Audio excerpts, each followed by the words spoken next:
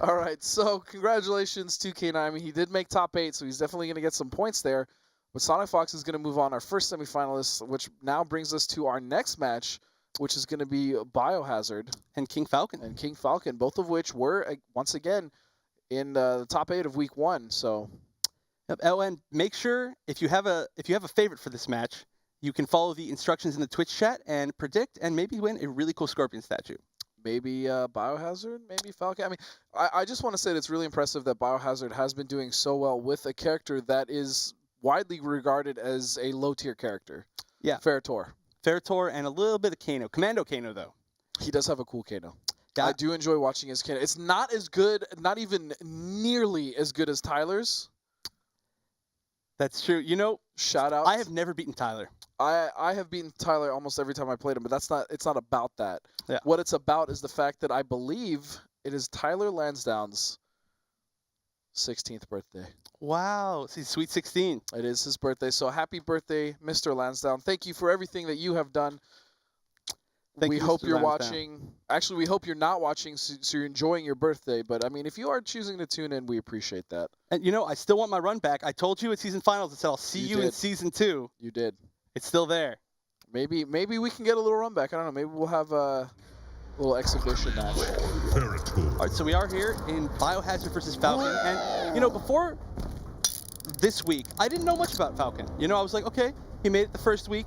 He admittedly himself said he didn't do very well, but, you know, he's back again. So I said, you know, I'm going to learn a little bit about him. So it turns out he is a musician from Vegas. Oh. And he's been playing since Mortal Kombat 9, but he's decided to really get serious now. Step it up for X. Okay, I respect that. And he says that he knows that he did really badly last time in his own eyes. You know, regardless, that's good to have that self-criticism, but I mean, he has to give it to himself. He made top 8 not only the first week, but here he is again. Definitely, definitely. But, you know, he said it was nerves to him and that he's going to be way more prepared this time.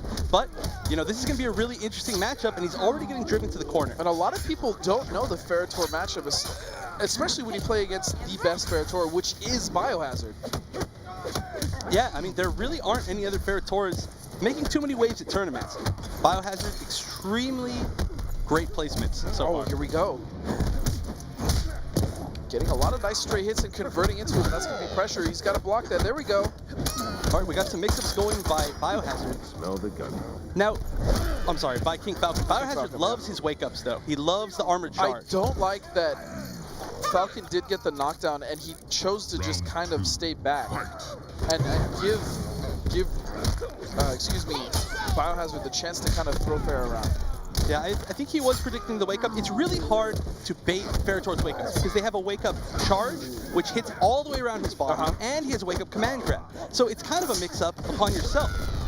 So I think just backing up is kind of his way of baiting that, but Biohazard didn't wake up. And he lost all the momentum, but here we go, getting some back. All right, got him in the corner. Oh, what's the mix-up? All the time that he's standing on top of those caltrops, he is taking damage. So he's taking a lot of damage in the corner, even without being comboed. Falcon, just raw side. It was very risky, but as you said, Biohazard does like his wake-ups. Yep, and you meter in that, does a lot of damage. So the first round was all Biohazard. However, I will say Falcon in the second round was starting to show more signs of life, getting his pressure in there, putting Biohazard in the corner. So he can do this. Yeah, and again, like we said, this might be a matchup he's going to have to learn on the fly. Right. Which is something that we can see. We've seen it happen many times before, but such an uncommon matchup, especially with Ruthless just recently getting buffs. Buffed, yes, with the cancels. Yep, able to dash cancel or run cancel out of their pain in game, which actually hurts them and increases their own damage. Their damage, if you will. Much damage. Such wow.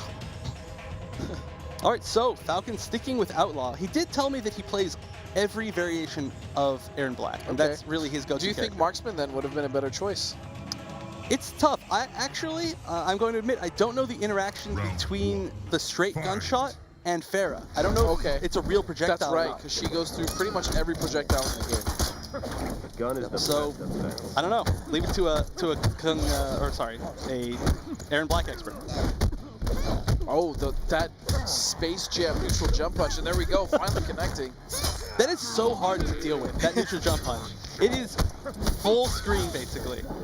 Not quite, but it's pretty much full screen. Oh, he misses his own NJP. And he gets woke up on. Oh, Right. 26% throw into the corner. Biohazard is doing a really good job of just mixing up the throws with his pressure. Yeah. And that's that added layer that we talk about all the time when some people just use regular throws in their game plan. And right there, you may have noticed those throws, 2 throws did 50%. Yes. Did half of his life, and that was because he did use the pain and gain buff. Oh, nice. Good mix-ups as well for Biohazard. Again, getting caught by that punch. That was like 6 down ones in one combo. I like that. And 30%, not bad. Yeah. Now, the reason that Biohazard likes using that down 3, the little low kick right there, is it's very fast and very good on block. So, Good read. Oh, and he's going to connect that air-to-air to the combo with the low fair. Nice stuff. yeah, that was really nice. Really great spacing. Like, I'm pretty sure most of the options that Ferritor had off of that would not have reached. So that just kind of shows his comfortability with the character. I mean, he like you've mentioned, he does also play Kano. I'm sure he can play other characters, but he is most comfortable and he's been most dominant with this character. Yeah, he's one of those people that play just a bunch of big characters. You know, Yes. He played Bane in In Injustice. That's right. If there was a big character, did he play maybe Shiva in MK9? I don't know. Did he even I play? don't know if he played MK9. But I'm assuming he would have played Yeah. Shiva or another large. If she was the large. I mean, technically, what, Cyrex had the largest hitbox? No, not the Cyrex. Kenshi and Freddy had large. That's right, Kenshi, excuse me. The reason I said that is because it was easy for Cyrax because of the hitbox. Right. There we go. Mistake. And Shoutouts Falcon. to Pig dealing with that hitbox. I know. Hey, then the character was still good. All right, but Falcon, trying to decide whether or not he wants to switch variations, going to stick with Outlaw. I think that's an interesting choice. I feel like he should have switched maybe. We could. Yeah, you know, it's impossible. We're not in his shoes, but you know, just to see a little bit of a switch up, because it does feel to me like Biohazard kind of is in his own element right now. And honestly, I mean, if you know how to play all the variations and this one isn't working for you, you're on your last game, why not? Yep.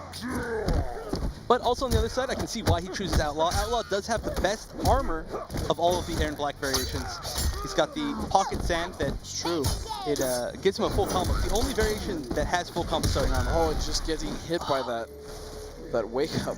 Yeah, and the worst thing is that puts him out of the corner. Puts Right. Biohazard out of the corner. And now he has Falcon in the corner. Oh, just baiting the sand. Done a really good job of baiting a lot of wake ups from King Falcon. Oh my goodness. And what Biohazard is doing right there, actually, when he does pain and gain on their wake up, is it actually has armor, a little bit of armor. So he's baiting their wake up and giving himself a buff at the same time. And one more hit of Chip, and That's that's gonna do it. Wow, so very, very quick 3-0 from Biohazard. But again, congratulations to Falcon. You are making top 8s. These points matter. But he's just unable, like you said, maybe it's still nerves from what he was saying. Just can't play maybe to his full potential. I don't know. Yeah, I mean, playing in front of thousands of people is not something that you can get used to just in any easy way. I mean, it's just you have to have the experience. But you know, he made it twice to top 8. That's So, a big deal. Congratulations for that. Biohazard is going to move on. So we are going to see the top half of our semis, Critical Reaction versus Critical Reaction.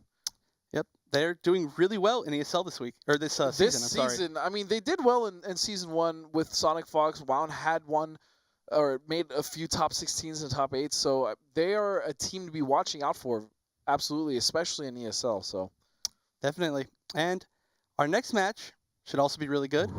Dab. Dab, your favorite. Marino and Cheese. He's my boy, you know what I'm saying? I love me some Dab. You need to just commentate with just a Dab shirt on, you know? Dab hat. You can get a Evan, little... if they let me do that, I would do that. I know you would do that. We'll have to put it through. No, It's not going to happen. I know. But you know what? This is going to be a really interesting match because Dab is going to be playing a player that, honestly, I've never seen. I have also never seen him. So Like I was saying earlier, anything he's can Pretend happen. Predator, Mhm. and that's a scary character. That's always a scary character. Offline, online, doesn't matter.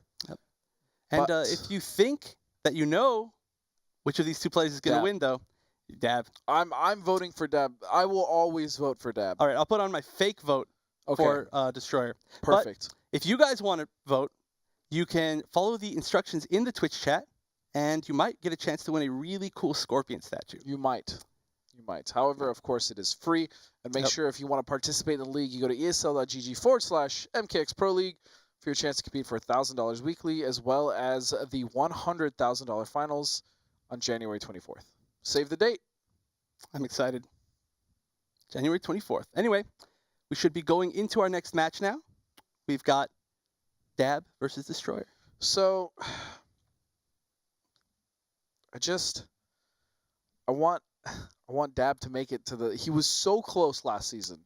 He was absolutely. It was a three-way tie between him, Crazy Steady, and I believe Rio for season 1 in order to get to top 16 for the offline finals, and he just got barely inched out by Crazy Steady. I mean, who I also support. I met him on my stream. He's an awesome dude, great player. But Dab's, it's a little bit of a love affair with Dab. You know what I'm saying? Yeah. Of course, I mean, you're one of Dab's best friends out there in the community. But everybody loves Dab. Dab, of course, infamous for using his hair. He does have fabulous hair. If you guys have not seen that, I think his hair might just be the reason why he wins. He intimidates people with his hair. They're like, "What is that? It's enchanting me. It's enchanting me," and then they just lose. I don't know what's going on anymore. You lost me when you started his hair. Enchanting. All right, I'm just saying. It's beautiful. Cool. It is. But he uses a lot of really good characters. Tanya. Yes, he does. Yes, he does. He plays like all the best characters. The only character you could argue that he plays that isn't necessarily top tier-ish is Jackie. Yeah, but you know what? She's really good too. He's the only one so far that's really shown how good she potentially can be. I mean, there were a lot of unexpected Jackie picks we saw at SCR that worked out really well for him, and nobody would have expected that. I mean, he's going from Tanya and Jax to Jackie. Do you know who he didn't play Jackie against at SCR? Who? Take a wild guess. It was me. It was you? Yes, it was me. You because played he knows. Yes, we played in SCR. It was a good set. He cheated. That's how he won, and he was able to beat me. But of course, no, there's no other way to beat you, frankly. No, but I really want to see the Jackie. I really want to see the Jackie back. Well, we're probably not going to see Jackie. So we are dealing with a slight connectivity issue on Destroyer's side. So we are going to take a quick break as soon as they are ready to play. I promise you we'll be right back. So don't go anywhere. The action continues in just a moment.